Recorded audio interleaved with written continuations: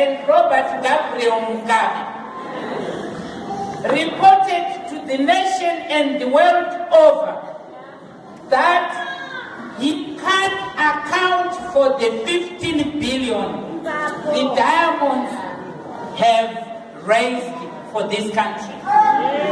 What does that mean to you?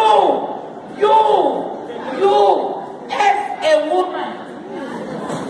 I've always given an example that reduce that 15 billion to our wards, where our homes are, where we stay as women, with no water, with no medicines in the clinics, with no crossing bridges to go to the clinic, with no school fees for our children, with children that have graduated with first-class degrees, with no jobs, and so on.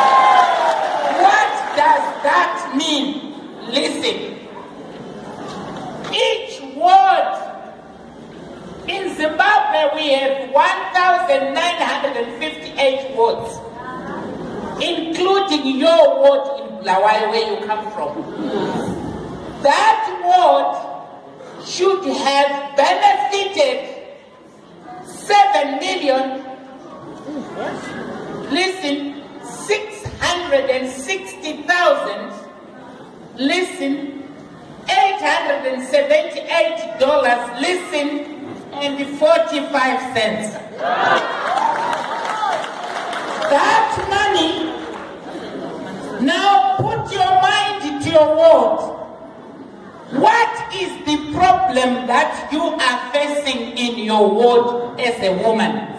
Akula manzi, akula amagets, isiwe jibasikileyo, abantwana banotamba dirty sewage, and I hear there is typhoid that is now worrying our townships.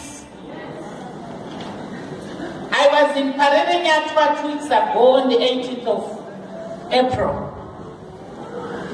If you look at the blanket that the sick person puts on, bed sheet, stinking, it's no longer the hospital that we used to know. It's now smelling of disease. You go in that hospital, you come back sicker than the way you entered that hospital.